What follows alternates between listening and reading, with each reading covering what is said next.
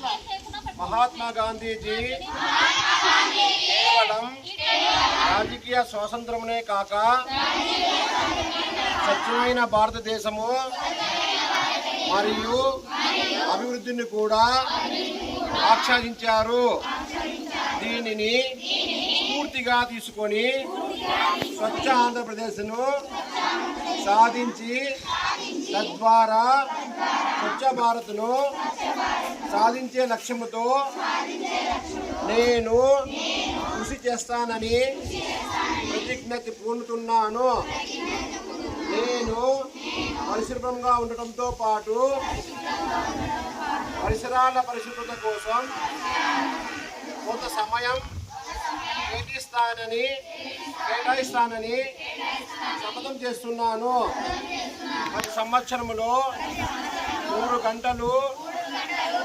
గంటలు మరియు ప్రతి వారానికి 2 గంటలు శ్రమదానం చేసి పరిశుభ్ర ఆంధ్రప్రదేశ్ సాధించే సంకల్పానికి కట్టుబడి ఉంటాను. నేను పరిసరాలను అశుభ్రపరచను మరియు వేరే వారిని అశుభ్రం చేయనివ్వను. అందరికంటే ముందు నేను నా కుటుంబాన్ని, నా పరిసరాలను, నా కార్యాలయాన్ని పరిశుభ్రంగా ఉంచుతాను.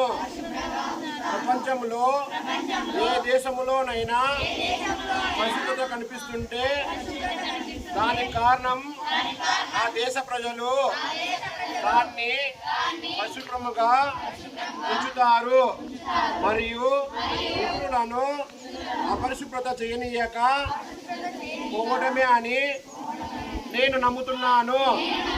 ఈ విషయంలో నేను వీధికి మరియు గ్రామానికి స్వచ్ఛ ఆంధ్ర మిషన్ ద్వారా స్వచ్ఛ భారత మిషన్ కోసం ప్రచారం చేస్తాను. నేను ఈ రోజు నుండి నాతో పాటు 100 మందిని పరిశుభ్రత కోసం 100 గంటల సమయాన్ని కేటాయించినట్లు చేస్తానని ప్రమాణం చేస్తున్నాను. ఈరోజు పరిశుభ్రత గురించి నేను వేసిన ఈ ముందడుగు ఆంధ్రప్రదేశ్ రాష్ట్రాన్ని మరియు భారతదేశాన్ని శుభ్రపరచడంలో సహాయం చేస్తుందని నమ్ముతున్నాను. స్వచ్ఛాంధ్ర స్వచ్ఛ భారత్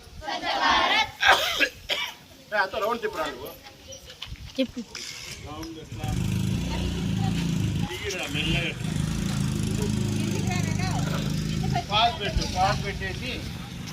నమస్కారము.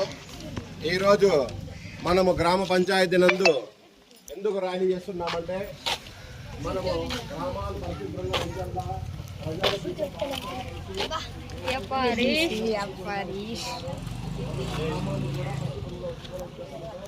రాష్ట్ర ప్రభుత్వము మరియు కేంద్ర ప్రభుత్వము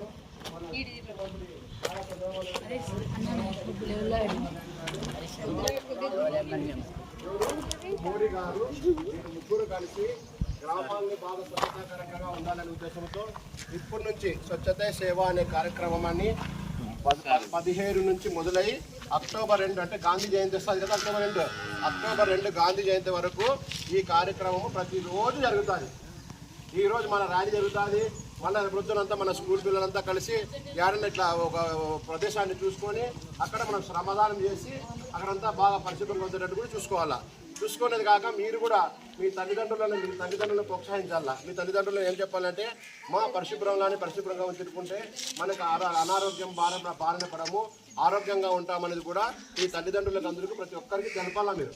ఎందుకంటే మీరు స్టూడెంట్స్, మీరు విద్యార్థులు. ఇప్పటి నుంచి మీరు పరిశుభ్రం గురించి నేర్చుకోవాలా. స్కూల్కి వచ్చేటప్పుడు మీరు ఎట్లయితే పరిశుభ్రంగా స్నానం చేసి జలం వేసుకొని బాగా నీట్గా ఎట్లా తయారై వస్తారో మన ఇంటి చుట్టుపక్కల కూడా మా చుట్టుపక్కల కసువు లేకుండా ప్రతి ఇంటి చుట్టూ మనం క్లీన్గా శుభ్రం వేసుకుంటే ప్రతి ఇల్లు క్లీన్ చేసుకుంటే ఊరంతా శుభ్రమవుతాయి. అందుకోసమే ఈ స్వచ్ఛతా సేవ అనే కార్యక్రమం దగ్గర ఆయన క్లాబ్ మిత్ర అంటారు. ఇంటింటి రిక్షా తీసుకొని పోయి తడి చెత్త పొడి చెత్త తీసుకొని